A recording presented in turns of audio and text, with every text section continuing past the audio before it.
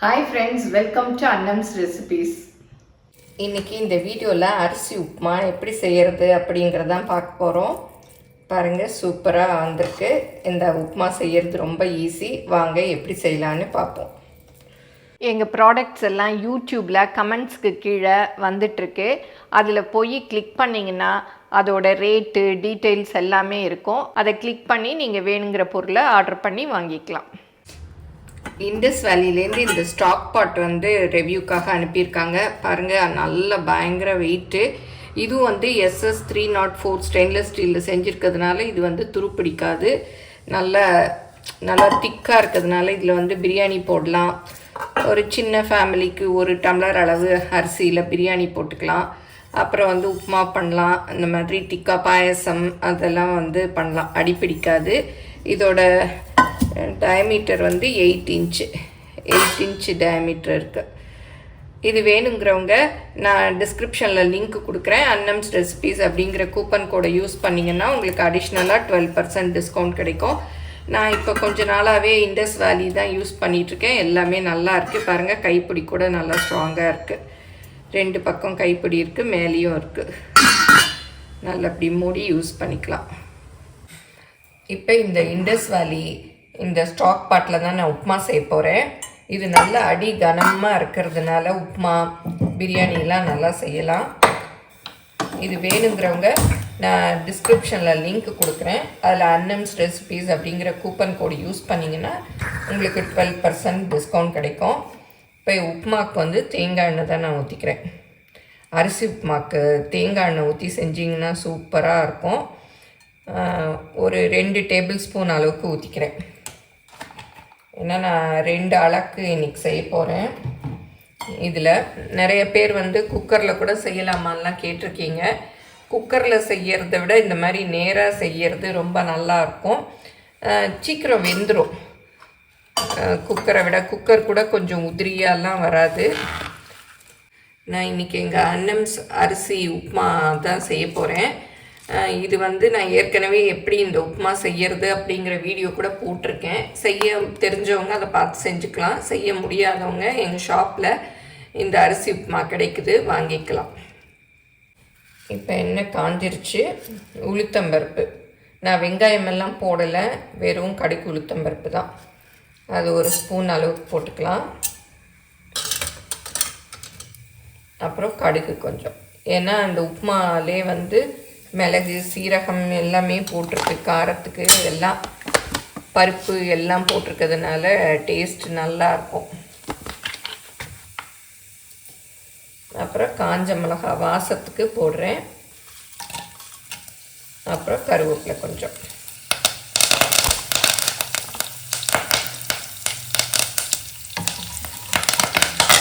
கடுகு உளுத்தம்பருப்புலாம் நல்லா பொரியணும். கடுகு நல்லா பொரிஞ்சிருச்சு பாருங்கள். உளுத்தம்பருப்பும் நல்லா செவந்துருச்சு. இப்போ இந்த உப்புமாவை போட்டுக்கலாம். நான் வந்து இன்றைக்கி 2 அளவுக்கு இதில் போட போகிறேன்.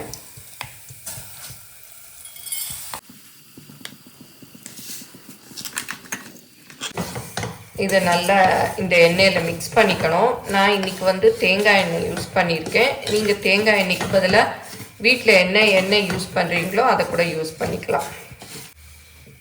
இப்போ இந்த உப்புமாவுக்கு தேவையான உப்பும் போட்டுக்கலாம்.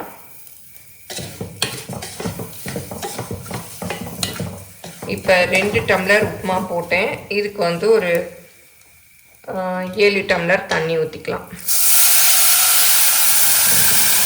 இது வந்து 2 டம்ளர் பிடிக்கும். இன்னும் 2. நீங்கள் 1 டம்ளர் போட்டிங்கன்னா 3.5 டம்ளர் தண்ணி வைக்கலாம். 4 ஊற்றுனேன், இது 3வது 6. இப்போ இதில் பாதி 7 டம்ளர் ஊற்றிருக்கேன். உப்புமா வந்து உங்களுக்கு கொஞ்சம் குழைவாக வேணும்னா 1க்கு 4 வச்சுக்கலாம். கொஞ்சம் உதிரியாக வேணும்னா 1க்கு 3. நீங்கள் குக்கரில் வைக்கிறதுனா தண்ணி அளவை குறைச்சி வச்சுக்கோங்க. ஏன்னா குக்கரில் சீக்கிரம் வெந்துடும் இல்லையா. இருந்தாலும் உப்புமா வந்து இந்த மாதிரி செய்கிறது தான் நல்லாயிருக்கும். இப்போ பாருங்கள், கொதி வருது. நல்லா மிக்ஸ் பண்ணி விட்டுறணும். மிக்ஸ் பண்ணி விட்டு ஒரு மூடியால் மூடி அடுப்பை வந்து குறைச்சி வச்சு வேக விடணும். இப்போ அடுப்பை வந்து குறைச்சி வச்சுட்டேன். இப்போ பாருங்கள் மலை மலைன்னு கொதிக்குது. நல்லா ஒரு மிக்ஸ் பண்ணி விட்டுருணும். நல்லா இந்த மாதிரி இடையில திறந்து மிக்ஸ் பண்ணி விட்டால் நல்லா வெந்துடும். நீங்களும் சுவையாக சமைக்கணுமா? எங்கள் மசாலா பொடிகளை யூஸ் பண்ணி பாருங்கள். அதெல்லாம் வாங்கணுன்னா ஸ்க்ரீனில் வர்ற வெப்சைட்டுக்கும் வாட்ஸ்அப் நம்பருக்கும் போய் ஆர்டர் பண்ணிங்கன்னா நீங்கள் வேணுங்கிறத வாங்கிக்கலாம். பாருங்கள் இப்போ ஆல்மோஸ்ட் வெந்துருச்சு நல்லா. இப்போ வந்து நம்ம அடுப்பை கூட ஆஃப் பண்ணிடலாம். இந்த சூட்லேயே நல்லா வெந்துடும். நான் இப்போ வந்து அடுப்பை ஆஃப் பண்ணிடுறேன். அப்படி மூடி வச்சிடலாம். திக்காக இருக்கிறதுனால இது தம் போடுற மாதிரி தான், அப்படியே வெந்துடும். இப்போ அடுப்பை ஆஃப் பண்ணி 10 நிமிஷம் ஆச்சு. திறந்து பார்க்கலாம். பாருங்கள் சூப்பராக உப்புமா ரெடி ஆகிடுச்சு. பாருங்கள் நல்லா ரெடி ஆகிடுச்சு. இன்னும் ஆற நல்லா டைட்டாகிடும். பாருங்கள் அடியெல்லாம் கூட பிடிக்கலை, நல்லா வெந்துருச்சு. கொஞ்சம் கூட அடி பிடிக்கலை. உங்களுக்கு அடி பிடிச்சது பிடிக்கும்னா இன்னும் கொஞ்சம் நேரம் அடுப்பை ஆன் பண்ணியே வச்சுருந்தீங்கன்னா கொஞ்சம் ரோஸ்ட் மாதிரி ஆகும். ஏன்னா நிறைய பேருக்கு அந்த உப்புமாவில் அடி பிடிக்கிறது ரொம்ப பிடிக்கும். பாருங்கள் கொஞ்சம் கூட அடி பிடிக்கலை.